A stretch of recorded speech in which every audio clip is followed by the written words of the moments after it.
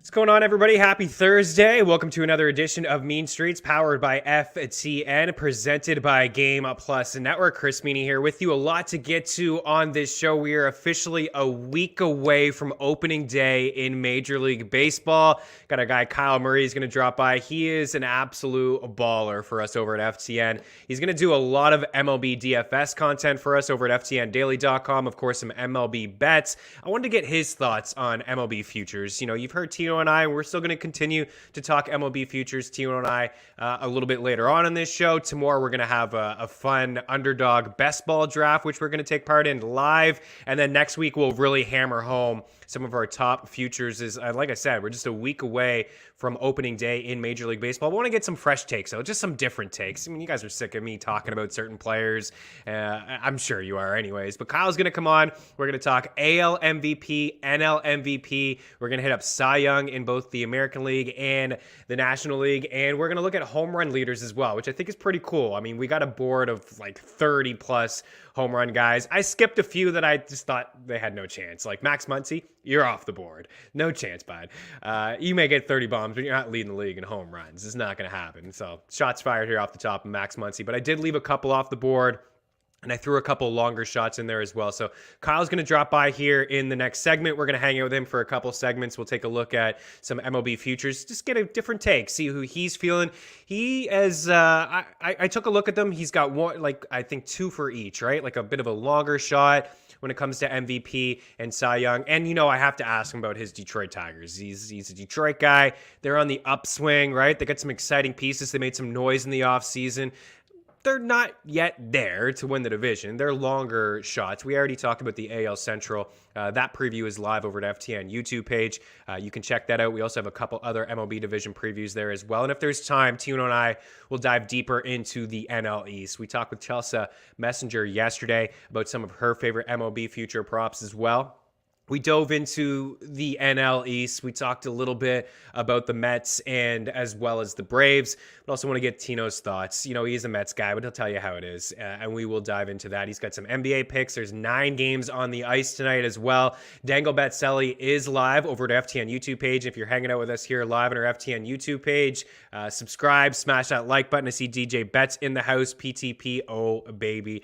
If you do have any questions by any time, you can leave them here and we will address them. I always circle back on our YouTube page before puck drop if you do have any questions. If anything does change in the NHL, last minute scratches, you know, goalies starting or whatnot. But Eric Young and I broke down all night, 9 games. It's live on our FTN YouTube page. He had a great Will Smith rant.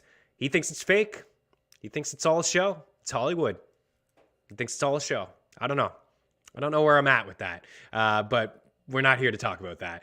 What we will do is look at round 3 of the NFBC draft.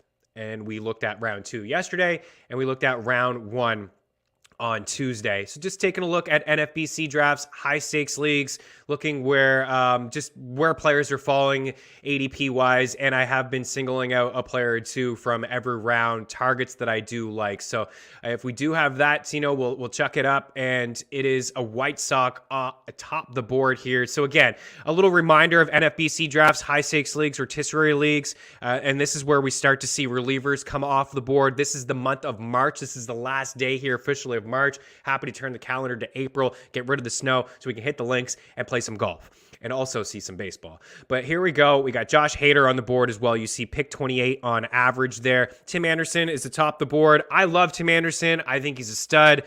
We talked a lot about the White Sox here on this show, actually a lot. Last year, we talked him up earlier this week. I gave a little bit of love to Luis Robert. I love their lineup. I think it's going to be one of the better lineups again this year in baseball. I think they're one of the better teams against lefties, led by Tim Anderson atop the board. He's going to touch a lot of categories for you. I think he's a strong target. Salvador Perez is the top catcher off the board. It is not JT Realmuto this year. It is Sal Perez. Shane Bieber, I love him too. I have some concerns with the shoulder. We'll get into him in a little bit. I know Kyle likes him. I'm a big Bieber fan. He's got great control. He's a really good pitcher. sure. Hopefully he does stay healthy this season. Whit Merrifield has dropped down over the past couple of seasons now at pick 29 on average. You see Starling Marte, one of the newest Mets here, can provide a lot of speed, and that is key when you are drafting in rotisserie leagues. You want to have some speed. I said it at length yesterday. I'm not going to get into it too much here today, but you're not going to be able to win without speed. That's it. It's that simple. You can punt speed all you want in head-to-head categories, playing with your buddies in Yahoo, ESPN, Fantrax League, CBS, whatever it is. You're playing in a rotisserie league. You're not going to be able to win the league if you punt speed. You're going to want to attack it in the first few rounds. Marte still has a lot to offer, especially an on-base percentage. I don't know, Tino, if you got any shares of Marte in underdog leagues, but I think he's a decent option over there. And then the second reliever off the board, Liam Hendricks. And then you got Aaron Judge, Trevor Story, another shortstop here. We got into Trevor Story, I believe, last week when he signed that contract with the Rockies. There are some splits that are concerning, but I still think he's a five-tool guy. He's going to contribute with, 30-plus bombs.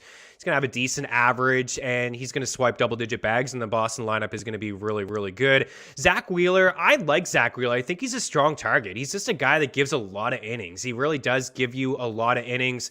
His strikeouts have jumped up over the past couple years, from the early days with the Mets and all the injuries and the Tommy John and things that, he dealt with. I think Wheeler there's not a lot of pitchers that can flirt with 200 innings. I think he's one of those guys. Julio Urias, I think, is got a little bit more to offer as well. I think he's a strong two for the Dodgers. And I think he's a nice upside arm there as well. And then Matt Olson. I'm a sucker for Matt Olson. I love this guy.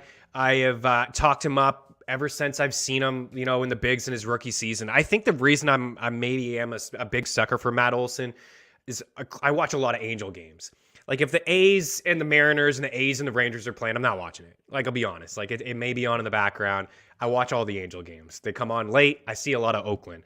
I've seen Olson just torch the Angels for years. Him and Matt Chapman. I'm so happy that him and Matt Chapman are just gone from that division. But Olson, leaving spacious Oakland Coliseum and going and just getting outside of that division too. Like, Angel Stadium is spacious, Seattle's spacious, Texas is a pitcher-friendly park. Like, he's leaving a very spacious ballpark in Oakland.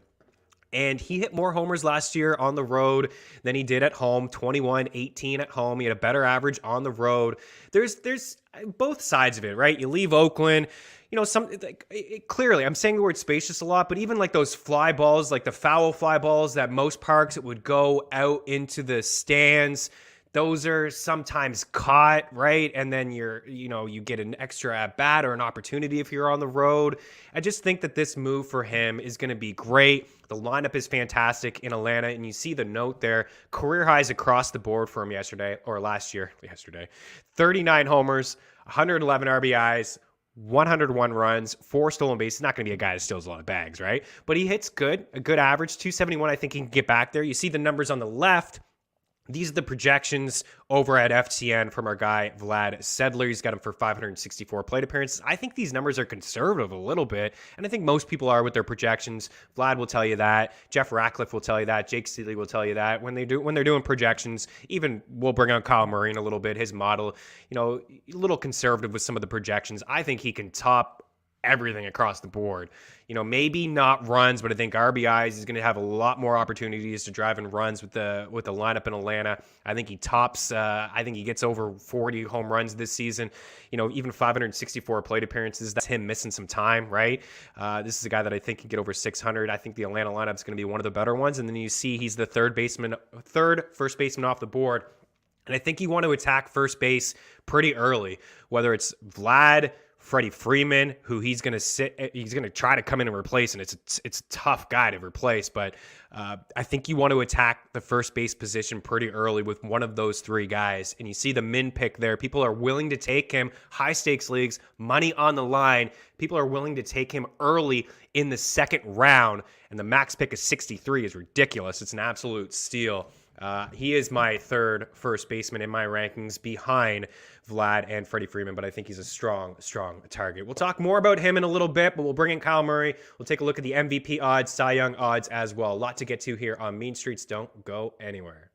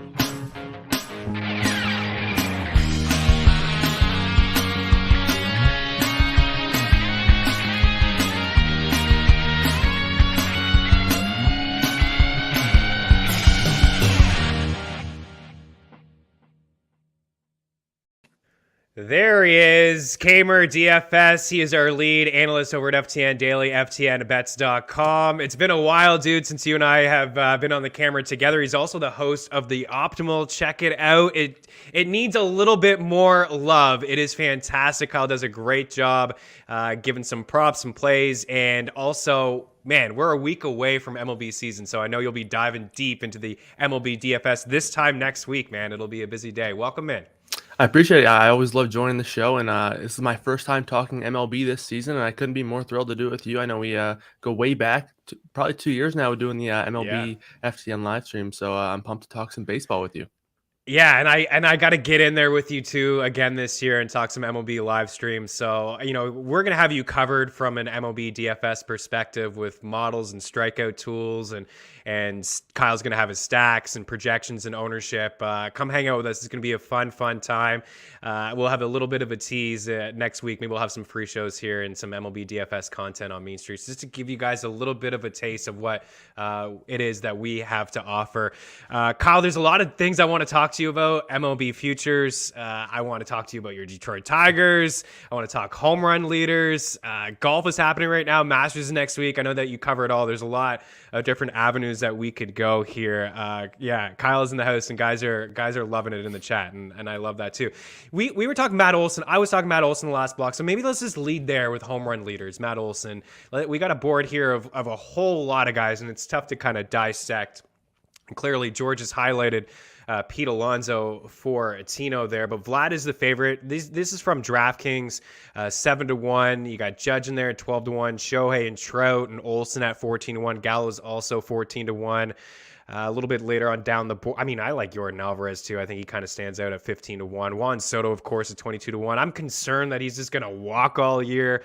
Chris Bryant at Coors at 25-1. I love the breakout last year from Tyler O'Neill. I think that this is a guy that can hit 40-plus bombs. Eloy Jimenez, I don't know if he's there yet, but I am a sucker for him. You know that I love the White Sox. Ronald Acuna Jr. is going to miss a little bit of time, so it's going to be tough for him. I did leave some dudes off the board in around the 40 range that I just didn't think had any chance. And I just wanted to put some long shots in there. Trevor Story's at 71. JD Martinez is also at 71, but clearly he's getting a little bit older here. Luis Robert we may be a year too early if we jump on him this year. Teoscar, and I thought Hunter Renfroe had a phenomenal season last year with the Red Sox, and he's going to be in a hitter-friendly environment in Milwaukee too, so I chucked him on there. But talk me through this board, and who's your favorite? Is it indeed Olsen? Yeah, Olsen is my favorite. A lot of stuff that you mentioned on the segment prior with the park shift is just so nice for Olsen. That's just been the big part about his career. It's like he's put up these fantastic power numbers in a ballpark that really suppresses that. So now he gets to not only go to a ballpark that is anything other than what he had in Oakland, but also one that's pretty friendly to left-handed hitters. So I love the spot for Olsen, and the Braves fans obviously disappointed to lose Freeman, but in terms of a replacement, I don't know if you could have found much better. Like this is I might be higher on Olsen than most, but this is a very good replacement, and he would be my favorite from that list. And then another name that I do like is another Brave, Austin Reilly, another guy who showed massive power. A little bit worried about his inconsistencies, but it did seem like some of the swing and miss stuff kind of not got resolved, but it became less of an issue last season. So two Braves guys, I think Riley's 30-1. So that number I don't mind either. So Olsen would definitely be my first choice though. I think so too. Tino, can we bring up that board? Like, Kyle, what do you think of some of those longer shots? I know it's tough, man. Like, even Springer's got so much pop in his bat, but I just feel like a DL stint, unfortunately, is like in his future, like one or two. He's just been bothered over the past couple of years. Acuna is obviously going to miss some time. Tatis is going to miss some time. I do like that Reilly call. You did give a good long one. Yeah, 30-1 for Reilly. What do you make of Luis Robert? And I had to talk to you about the White Sox. What do you make of Robert? Would we be just a year too early on him? He doesn't have the pop yet to like lead the bigs. We're like a lot of these guys are going to push 50 bombs, like Vlad and Judge or Alonso. I think even Olsen, these guys are pushing 45 bombs for sure. I don't know if Robert can get there. Yeah, that's exactly it. Like, I think he's going to be the guy that does a lot of different things, but I don't know if he's quite in that mid to upper 40, maybe even touching 50 home run category just yet. But I wouldn't be that surprised to see him develop into that kind of player. I think he's going to be one of the best players in the AL, by the end of the next 2 years or so. And when I was giving you my picks for AL MVP, he was on my list actually, and then I ended up swapping him around. But just the fact that he's up there and just in the discussion for me says a lot. So yeah, I don't know if he's quite there at the home run leader territory yet, but he's definitely a guy that you should keep it on your list for future years, and maybe even looking at an MVP type play on Robert. But in terms of another long shot, I guess Stanton at this number at 22 isn't bad. Like, we know, like, if he has that prime year, he can go for 50 pretty easily. Stanton could, but it's always about the consistency and the health for Stanton. That's always a big factor there. But I guess that would be the next name that really stands out there at the bottom. Yeah, you're dead on about Stanton, right? With both things that you say. I mean, he could have a month where he hits 20 bombs and nobody would be shocked, and then the next month he only plays 5 games, unfortunately for him. I really do like O'Neill, guys. I think O'Neill is, I believe in the breakout last year. I don't know if he's a 278 hitter or whatever he had last year, but I do believe in the power. I think he's got tremendous pop, so he is intriguing to me as well. And I do want to give the love to Tino, because last time we did this was before baseball even came out with, the deal. Like, we just didn't know what was going to happen, when the season was going to start. And Alvarez was 20-1 at that time when we did our first video. And now he is 15-1. Let's switch gears and talk MVP. We'll break and we'll do some Cy Young in a bit, but let's talk Tino. What do you got there? American League. If you got American League, let's start right there. These are the couple picks that you like here. Jose Ramirez at 22-1 and Corey Seager, now a member of the Texas Rangers, at 28-1. As you see atop the board, some of this has changed as well. Shohei is now 4-1. Vlad and Trout are now plus 450. I believe Judge dropped to 18. So there's been a little bit of movement. Of course, you see Ramirez there at 20-1. You got yourself a better number. Jordan at 22-1. And you mentioned Luis Robert you were considering as well at 28-1. Why did you go with Seager and Jose? I mean, they're both really good players, but explain yourself, sir. Yeah, so for MVP in the AL, I think it's so tough because it's already like you're just so far behind the 8 ball going up against Ohtani and Trout, because Ohtani has the rare advantage of doing 2 things at once that we saw last year, and then Trout's just the best baseball player ever. So you're already at an inherent disadvantage not being those guys, and then Vlad even being up in that range is. I totally understand it because he's phenomenal, but those 3 guys, it's so tough to beat. So if you're not betting on one of those guys, I think you need to take a little bit of a different look at it. And the reason why Seager was one of my favorite picks is because I think you need one of 2 things to win MVP. Is either you need to be the best player on one of the best teams in the division, or you need to be just one of the best players in the league. And I think Ohtani, Trout, and Vlad had those kind of wrapped up. So if you're looking to take home an MVP bet that isn't one of those guys, Seager on the Rangers, who I think people are kind of counting on being an up-and-coming team. They went out and spent a ton of money at 28-1. He makes some sense because if the Angels are a team that maybe doesn't compete the way that they want to and kind of how they've been competing over the last few years, I'm sorry, Meaney, but the Rangers could be a team to take advantage of that. And if they're going to be one of the better teams in the division and in the AL, I think that could go a long way in terms of boosting Seager's production and his kind of voting efficiency, right? And then Ramirez is just one of the best players that I think just isn't getting enough credit because he's kind of going to be on a bad team, and I mean he's just one of the best hitters in baseball. And I think that if he was on a better team, or maybe he didn't have the kind of the year that he had a year and a half ago, where he kind of struggled for the 75% of the season, that he would be up there with the Vlad and Ohtani and Trout type numbers. Maybe he would be like 10-1 or plus 1,000 or something like that. But I just think he's just one of the better hitters in baseball. So I think that number is just a little too low. Yeah, it's interesting about Jose Ramirez just because of some of the trade rumors, but I mean, he's clearly still one of the best players in baseball. In fantasy baseball leagues. I mean, I just talked round 3 of NFBC leagues in the first block, but we did round 1 and he was pick number 2 on average. And in some spots, like the first pick off the board. I mean, he touches a lot of categories. If Cleveland does hang around, he's probably a big reason why they do.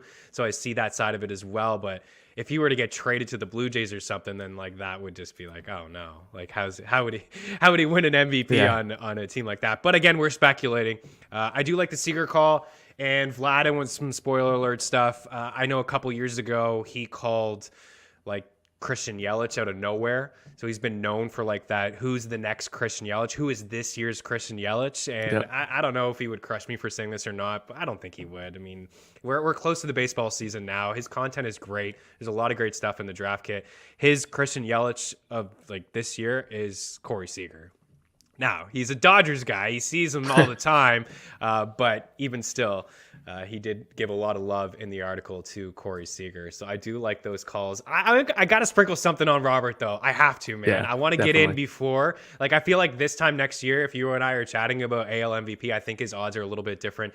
Just before we move over to the NL, I wonder if last year is a precedent. Like, I said this before to some people, I want to get your thoughts. If Ohtani does the same thing as last year, very similar, is it his award to lose again? Or are they just like, okay, you did something that you never done, that we've never really seen before. We gave you the MVP, but is it going to be like basketball where, even years with LeBron, I thought should have won the MVP, but they gave to other guys like Derrick Rose comes to mind. Like I thought LeBron should have won one year. And another year too, when Nash went back to back, I thought Dirk should have got it, and it was just Nash. And then they were like, "Okay, fine, we'll give it to you next year, Dirk." Like, is that going to happen? Do you think in baseball? Like, did Shohei set the precedent, or are they going to try to is Trout and Ohtani going to chip into each other and they'll just give it to somebody else? That's the one factor I think could be interesting. If you have the Angels either maybe even not playing to their peak, or maybe just struggling a little bit. Let's just be honest about the Angels. They're just going to be an average 500 team. They're going to disappoint everybody, and they're not Which going is to make crazy plays. to think, because you have two guys that are essentially MVP favorites, and we're talking about this, but it's been like that for the past ever since Yes. they've gotten Trout, really. But Yeah. I think that's the one factor that could hold Ohtani back, is that, okay, he has Trout, maybe that they're going to eat away not only at people's perception, but of legitimate votes. But in theory, I think he should win it every year, as long as he has just a good year, because just such an advantage. Like when you look at the WAR numbers, wins above replacement, that's a big thing that the voters like to look at. He's instantly going to be 2 or 3 above everyone else just because of the pitching. So it's just an inherent advantage that, honestly, great call by you last year. I think you got it 50-1. It was something that everyone should have been on. So I think that is just an inherent advantage that Ohtani has. If he has a good year, he should be the guy. It all comes down to perception, though, and voting, and how that would play out between him and Trout. Yeah, I mean, when you bet it every year, Kyle, you can't really take too much credit. I bet it the year before, but my whole thinking with this guy was, if again, like what I said when I bet it at the time, is that if he pitches over 100 innings or close to it, he gets over 100 strikeouts and hits 25 bombs, and it was even better than I thought. I mean, he hit decent average and he stole double-digit bags. I just feel like if he does the same thing again and we don't see a Triple Crown winner, I just don't know how he can't be the MVP again, because what he's doing is pretty unreal. Let's break, Kyle. I want to keep the balance of the show. We still want to do some NL MVP stuff and some Cy Young with you, and I do want to get your thoughts on the Tigers, and I do see a fantasy baseball trade request. Just wondering about Scooble, so maybe you can touch on him a little bit too. So we'll break, and Kyle and I will be back here on Mean Streets. Keep her locked.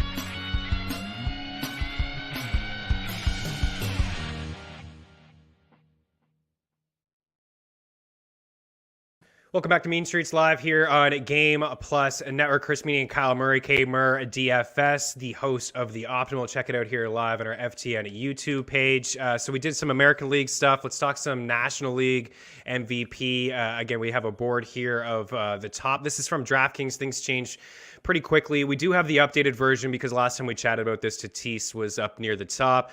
You got Juan Soto there at plus 280, Ronald Acuna Jr. at 7-1, Harper 9-1, Mookie at 9-1, Freddie Freeman, another Dodger, man, at 12-1. I can't believe these guys, the Dodgers, just get whatever they want. Look at them. Betts, Freeman, Turner. Tatis in there at 18-1, Olsen, Reilly, who we gave a lot of love to in the last segment to potentially lead the bigs in bombs, Arenado, Francisco Lindor, Vlad's Yelich, Pete Alonso, Tyler O'Neill. And then I had to put Jacob deGrom on this list because, dude, there was a moment where he was not only favored to win the Cy Young, but favored to win the MVP before the injuries did pile up for him. Who do you like on this board? At the top, I try to stay away from the guys at the top like I did in the AL because you don't really need to make a case for, guys like Trout and Vlad and even Juan Soto. But it's Acuna for me, and it's a little bit different in this instance just because of the fact that I think he would be the favorite if there were no injury concerns. And obviously, I know that is a big risk right now. It sounds like they're targeting a May return, which probably leaves him at a good point a month out of the season. But last year, throughout the early part of the season, he looked like he was going to be on track to be the MVP. He was playing, phenomenally. And I think Acuna is one of the best players in the MLB. And I think with no Freeman now, I think this is a chance for him to take a further step and showing that he is the kind of the next big thing, not only in the NL, but in the entire Major League Baseball. So I like Acuna a lot this year. And I think at this number, you're kind of just betting on a little bit of a discount because of the injury, because like I mentioned, if there were no injury concerns, I think he would be favorited. So that's the thing with Acuna. He'd be my number one choice. Yeah, and it's hard to argue that. I do believe he's one of the best players in baseball too, and who knows, even he could still win the MVP for missing the first month. There's some talk that maybe he'll just DH, right, and Yep. Not in the field for a little bit, so we could see him back sooner rather than later. I wonder how much the odds will change. I don't think that they will. I originally, when I saw your pick last night, I was thinking, if he doesn't play if he misses the first month, would he drop down to 10-1 or 12-1? And I just don't think that he will, Kyle, because he's just that.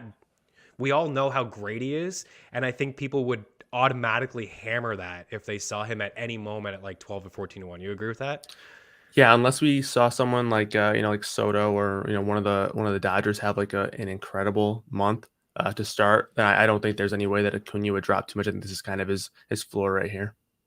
What do you like about Yelich? What are you expecting from the bounce back here with Christian Yelich? Last year, Yeah. 475 plate appearances, only 9 bombs, but he's only a couple years removed from 44 homers and a 329 average. Like, he still has a lot of pop in his bat.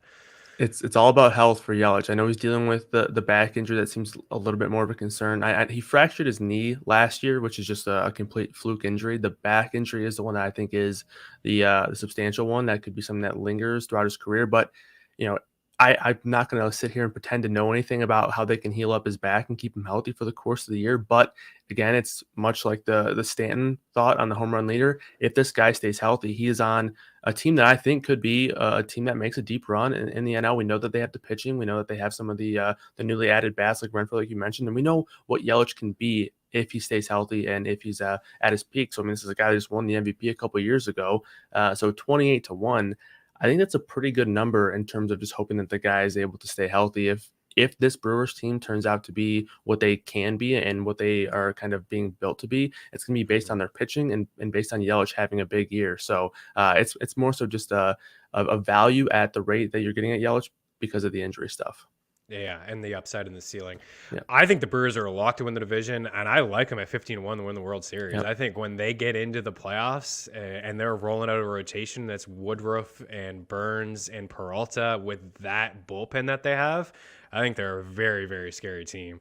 Okay, speaking of pitching, let's go over to the American League. You got some Cy Young stuff here. We'll do Cy Young, American League, and NL, and then we'll get you out of here on Detroit.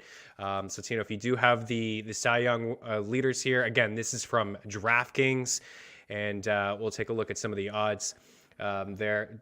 Tino, do you got the board? Chuck it up, dude, if you got it. I know that I have it right here in front of me on DraftKings. I'll just read it off. I'll do the NL. DeGrom is favored. The DeGrom is favored at plus 330. You got Scherzer there at 8-1. So these guys are up the top of the board. Burns at plus 950, and then Wheeler at 10-1. Another Brewer on this list Woodruff at 13-1 as well. Peralta kind of came out of nowhere last year and had a fantastic season. Who are you looking at in terms of NL Cy Young? And also, let's address DeGrom, because if he has 25 to 30 starts, is he not a lock? He absolutely is. First of all, that's the thing. Like, if he is healthy and if this team's competing the way they plan to this year, he is a lock for the Cy Young. He's the best pitcher that we've ever seen, and I will take that wherever. But I obviously wanted to come on the show and give some fun picks. I could sit here and talk to you about why DeGrom is the guy, and I actually had Burns on my list for the longest time because I do think plus 950 is some value for Burns, who won the Cy Young last year. I think if it isn't DeGrom, it's probably going to be Burns. I like Burns more than Scherzer this season. So I thought about making him the pick, but my two official picks were Carlos Rodon and Sandy Alcantara for the show. And that's two I think would be long shots. I probably wouldn't go any longer than that because you have so many good options up at the top. Like, you have DeGrom, you have Burns, and then if one of those two guys don't win, you have the second pitcher on their team between Scherzer and Brandon Woodruff. And then Zach Wheeler, I think, is also a really good bet as well at 10-1. But when you're looking at some of the numbers that I think are very important from a real life perspective, I know a lot of fantasy stats are a lot different, but when these voters and these kinds of people who are deciding these awards are looking at numbers, it's WHIP, ERA, K per nine, all that stuff. And there's a pretty a defined group of guys: Garrett Cole, Max Scherzer, Jacob DeGrom, Corbin Burns, Walker Buehler. All these guys over the last 2 years have received a Cy Young vote, and they've had a WHIP under 1, K per nine above, or sorry, K to walk ratio above 17%, and an ERA under 3. There's only two guys that have yet to receive a Cy Young vote, and that's Carlos Rodon and Sandy Alcantara in that group. So, I mean, Sandy has been one of the most underrated pitchers in baseball over the last 2 years, in my opinion. And I think he takes another step forward here. 22-1 is actually a pretty sharp number from the books here. I thought that he might be a little bit lower. Having a big name like Yu Darvish, even Jack Flaherty, Joe Musgrove around this kind of tier, I think it's a really good number, actually. I was hoping it would be a bit lower, but 22-1 for Alcantara, I really like. And then Rodon going into a very pitcher-friendly ballpark in San Francisco, 18-1. We know what these guys have done with pitchers. We saw them reinvent Kevin Gausman, Alex Cobb. Rodon doesn't really need that. He's just going there to be the ace now. So if he's going to improve, I don't think he needs anything to be done based on his repertoire and what he has, but health and then the ballpark factor is going to be a big difference maker for Rodon. It would take a lot for him to win, as it would for Alcantara, but those are the sneaky guys this year for me. You're dead on about, guys just going over to San Fran. Even Alex Wood kind of he got back on track over there. DeSclafani had a really nice season last year as well. And then you mentioned Kevin Gausman. All right, there is a trade, but to talk about from the fantasy standpoint, we'll get this on the way out. But just quickly, your two guys for the American League as well, the American League Cy Young. Who do you got? It would be Bieber for me. I know you talked about his shoulder injuries. If he stays healthy, I think he's pushing up there with some of the top end talent, and it's very I think that you can make a case for him being better than Garrett Cole straight up, and Garrett Cole's obviously very good. And then second for me, let's see, who did I have here? Dylan Cease, I believe is the name that I had. 14-1, another guy. Nice. So the pitching coach for the White Sox is actually Kevin Adams' cousin, I believe, and he was the guy in San Francisco that started that whole trend of the Giants and their revamp, and obviously what he did with Giolito, and now that being in that kind of repertoire with Cease, I think he's at a very good number. But I'd be sad if I didn't put in Erod 35-1. I actually don't mind that number, Eduardo Rodriguez. It'd take a lot for him to win, but it's a long number. Well, let's just transition into the Tigers then. I know Tino's got an AL Central board that we can toss up here. Obviously, the Tigers are 77.5. They're on the upswing, plus 750. I think a lot would have to go wrong to the White Sox for them to win this division. So there was a trade request from Josh, who said, I think it was Shane Baz and Skubal in there for Carlos Correa. So there it is. Maybe you can touch on Skubal and some of the things that you were excited about with this Detroit team. And I do like Erod there. That's a nice move to get out of the AL East and that tough environment, and especially at Fenway, to go over to Detroit. Touch on your Tigers here before you get out of here. Yeah, so I know you mentioned they're kind of on the upswing here, and people can be prospects for a reason. They're not necessarily going to pan out, but if these guys that the Tigers have pan out, Mize, Skubal, even Matt Manning, and then some of the bats, Torkelson, Riley Green, if they pan out to be even some of them even a fraction of what people are planning on them being. I think that they are going to be a really strong team. Probably next year, or maybe even in 2 years, maybe not this season. But I wish you could bet the second place team, because I do think that they finished second in the division. I know the Twins made the big splash move with Correa, but I really didn't like the first trade that they made in terms of their win now. So I mean, I think that the Tigers are the second best team in the division this season. I think that the division is maybe a little bit tougher than some people are giving it credit for, because I think the Royals are actually going to be fairly sneaky, especially when they get Bobby Witt up there. But I think it's the White Sox division to lose. But I do think the Tigers finished second, and I think their pitching rotation is going to be very, very good. And that's going to be led by Erod. Yeah, 77.5 is a number that I can see. I could see them pushing 80 wins. I like that total as well. And I would make the trade. Josh, I'm kind of loosely paying attention to the comments. It looks like you said you have Trey Turner, Corey Seager, Bobby Witt. So it looks like you're pretty good shape there in terms of shortstops. And Skubal could I mean, Baz is a nice prospect, and Skubal is a guy that I don't think we can count him out yet from improving and getting to another level as well. So I do like that call. Kyle, appreciate you, dude. Fantastic, man.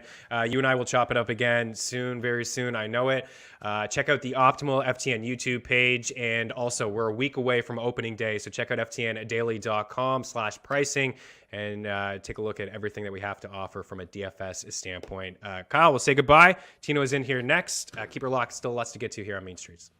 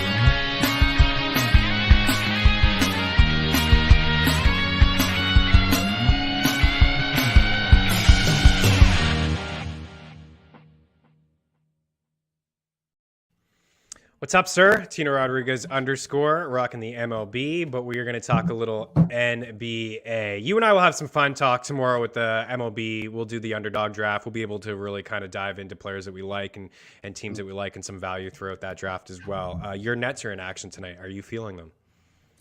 Staying away from that game. I am emotionally damaged by the Nets this season, and I still don't understand why everyone keeps picking them to win the NBA Finals as an 8 seed, but I understand. I came on this show the other day and said I'll take them to cover, but I've never said I'm scared of the Nets until that game. And you know what? They almost lost to the Detroit Pistons. They did not cover, and they managed to win, and it was an important game, and they're holding the 8 seed strong. But must win today against Milwaukee. Must win today. And I think Kyrie's going to go off. That's about the extent I'll go with that. But I do want to talk about, I have some picks for the people, and I will talk about the team that covered, and they're probably the hottest team, if not the hottest team, against the spread, maybe all season in a month. And that's the Detroit Pistons. They are 12-0-1, I believe, this season after their cover against the Nets. Yeah, over this last month. But you know what? I'm actually going to fade what everyone's saying and riding that hot hand. I think it's a matter of time before the Pistons remember who they are. And if you want to talk about must-wins, the Philadelphia 76ers, after Joel Embiid got blocked, people thought it was a goaltend, got blocked at essentially the buzzer by Giannis and lost their second game in a row. Now, again, they've lost 2 in a row against very good teams in Phoenix, against Milwaukee. No shame about those losses.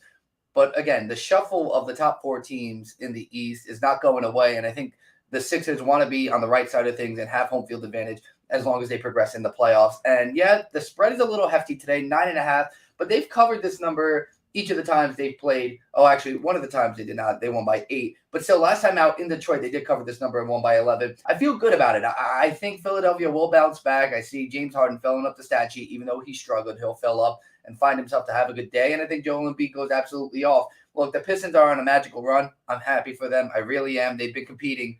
Sadiq Bey doesn't get enough love. Cade Cunningham, I know people are giving Evan Mobley the Rookie of the Year, having a very good season. There's a lot to like about the Pistons and the way they're going out to end the season. However, I think the Sixers need this one, and I think they cover. Then I'm going to go with a game that burned us. So we were on the wrong side of things on Paul George's return to the NBA. One, I didn't think that was actually going to happen. It was rumored. It wasn't confirmed until the show dropped. It was announced well after the show. Yeah. So I was telling you, I was like, I don't know why this line is so close. But the Jazz, mind all of that, the Jazz were up 25 points in that game against the Clippers and lost because of Paul George. And, maybe I'll get burnt because the Chicago Bulls can't beat good teams. But I don't think the Clippers are that good. So there's a 3-point spread here. If you want to lay the number, go ahead and do it. They won by 10 the only time these teams played in LA, obviously without Paul George. I just think the Bulls are in a spot here. Losers of 3 out of the last 5, but have won 2 out of the last 3. I think they got to keep winning. They're in the middle of the East there. They got to somehow gain momentum going into the playoffs. If not, I think their season's all but over in the first round of the NBA playoffs. But Paul George is back. I wouldn't blame people for trying to ride the hot hand and backing that, but I'm going to go with the Bulls. And then lastly, I'm going to go with the Cleveland Cavaliers +5 against the Atlanta Hawks. These games have just been close. I know the Cavs have kind of been up and down, especially on the road. Losers of 4 of the last 5. The Hawks winners of 4 of the last 5. But for all those reasons why I'm fading the chalk here is that these games have been close. Cleveland won the first one by 6. Atlanta won the next one by 3. Cleveland lost by 8 points. I just think these games are going to be close. No Evan Mobley, it seems like. But again, that's what I'm looking at right now. We don't know with the NBA. Pay attention. Atlanta, a hot team, but I can see Cleveland hanging around to at least cover this number. And I want to give you guys a dog, so I'm going to take the +5 in Cleveland. And hopefully the Nets don't break my heart tonight, Meaney. Hopefully. I think the Nets are going to win today, man. I got a good feeling about the Nets. I think it's going to be a big KD game. You think it's going to be a big Kyrie game, but chances are they're both probably going to have really strong games. Yeah, they're both good. We were right about the Mavs over the Cavs yesterday. Another strong performance from Luka and Dallas.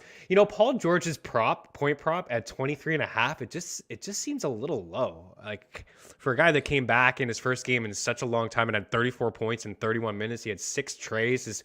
His 3-point prop is at 2.5 at -115. Like, I think that's decent too. Also, if we're giving shout outs, talk about someone who jumped and knew about Paul George coming back. Marshall was in the chat earlier. This guy, his ladder bets. That ladder bet was just, talk about envy. I saw it. I think his line was at like 17.5. Crushed that, obviously. Brought it all the way up to 30. I know it was a late surge there, but like, my God. Like, it was like 13. I tell you what, man. Yeah. Your NBA picks have been good. The guys have been killing it over at FTNBets.com. Kyle Murray is part of that. I really didn't get to pump his tires for the NBA props and part of his model and stuff too. He's been crushing it. But Marshall, who was in this chat earlier to talk about the Mets, I think. There it was. Marshall Gershon. Why are the Mets going to win the World Series this year? Let's just stick to basketball, Marshall. No, Please. I'm kidding. Jokes aside. He has been absolutely on fire. He's back. And when I say on fire, he's back. Dude, Yeah. are you kidding me with these NBA props? And Yeah, do you want to insane. come on Mean Street next week and hook us up with some winners? The guy won like 48 units in a 2-day span. 48 units. I don't know what he did yesterday, but last time I checked, imagine he he was won. with 90 units. He He could be well over the century mark now. I don't know if there's a dude hotter right now than that. We got a break. I appreciate you having the conversation with the baseball chat. The baseball trade there. It does seem like that you took care of the question from Josh, and I think you said to do the deal. No, so the only reason I said not to right now is just because he has great shortstops. Correa is a really good shortstop. He has a good problem to have. Shop him. That's all I'm saying. Shop him. If you Yeah, got to yeah, settle yeah. on that's the best offer, you need arms. I get it, but Baz is going to take at least a month, maybe two, and elbow surgeries are very tricky. So essentially, you're going to Yeah. trade Scooble for Correa right now, and that's murky waters.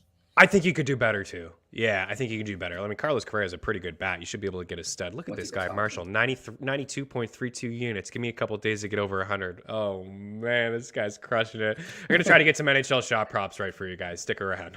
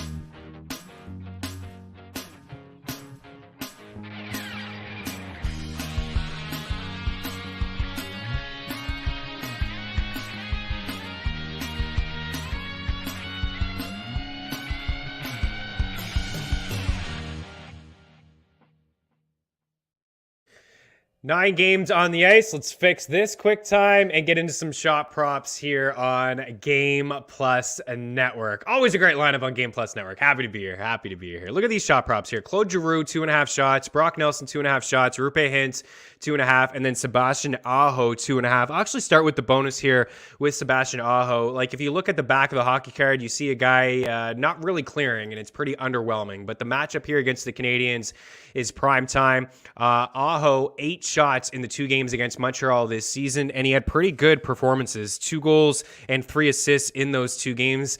More on him in a little bit in the next segment, but I do expect him to have his way against Montreal. The Canadiens ranked 6th in shot attempts and 7th in shots allowed at 5-5 per 60 over the last month, according to Natural Stat Trick. And on the flip side, the Hurricanes, they ranked 6th in shot attempts for and shots on goal at 5-5 per 60 over the same span. The last 4 weeks, 5-5 per 60 from Natural Stat Trick. The Hurricanes, if you just look, I mean, this is a team that dominates play, possession. They always have the puck. They clearly are not afraid to put the puck on net. And the Canadiens are just lacking on the blue line, right? And Ben Sherrod has been traded. Jeff Petry's sidelined probably for the rest of the year. They got a lot of kids that they're trying to, see what they have with some of these kids.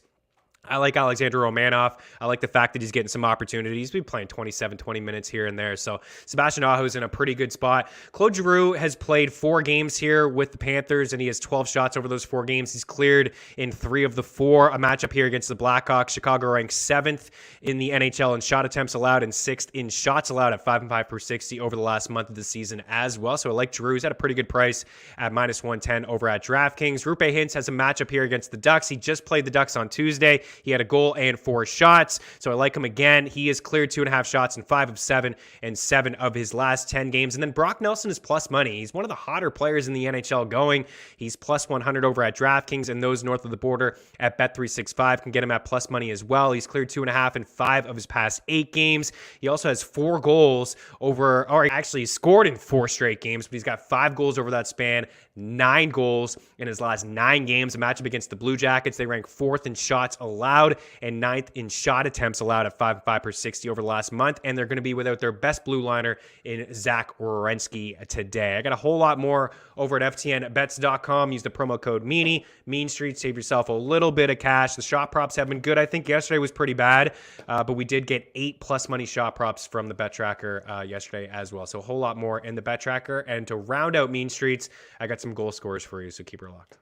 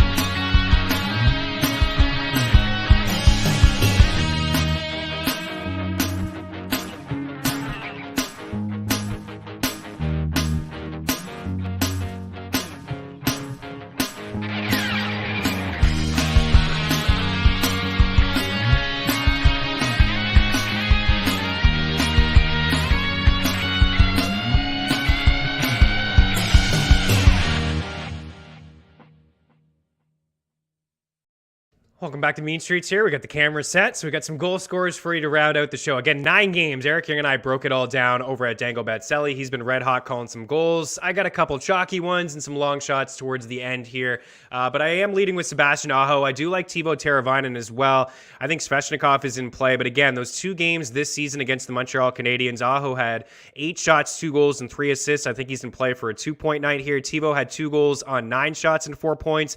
And Svechnikov had 8 shots, and he had a goal and a help as well. I don't know what it is about Aho. Maybe it's because he signed that offer sheet with Montreal, but every time this guy plays against the Canadiens, I just feel like he scores. You got Claude Giroux in there. I have been chasing this one. I feel like the guys are going to be trying to get the goal for Claude Giroux here tonight, right? Like, this is the spot. The Blackhawks ranked 7th in the NHL in goals allowed overall, 3rd goals against at 5-5 per 60 over the last 4 weeks. There's no Marc-Andre Fleury between the pipes. The Blackhawks have blown massive goal leads over their past couple of games. I think Florida, they have the highest team implied total. We have a goal total of 7 in this game. I think Florida probably scores 5 or 6. This is the night they get the goal for Claude Giroux. I also think Sam Bennett is in play too. His home and away splits are off the charts. He's really, really good at home. Well over a point per game guy, and I do believe he's got 20 goals in 28 games at home. As for Lindholm, he's got 34 goals in the season. 18 of them have come on home ice. The Kings played last night, so they're in a tough spot in a back-to-back. Valeri Nichushkin and Jake DeBrusk in there. So these are all really good spots, right? The Sharks rank inside the top 10 in goals allowed per 60 at 5-5 over the last month, and the Devils rank 4th overall in the NHL, over 3 goals per game. DeBrusk has goals in back-to-back games. He's playing on that top line with Bergeron and Marchand. Bergeron is plus money for an assist. I think we'll get that apple from a Jake DeBrusk goal. At least that's what I'm hoping. And as for Nichushkin, he's having a heck of a season. 2 goals in his last game. He's up to 19 goals on the season, and he is playing a lot lately. 20-plus minutes in 7 straight games for Nichushkin, and it does sound like Nate McKinnon is back in the lineup today, which is plus. That's a positive for Nichushkin. All right, good luck. Tomorrow we are back, and we'll chat to you then. Cheers.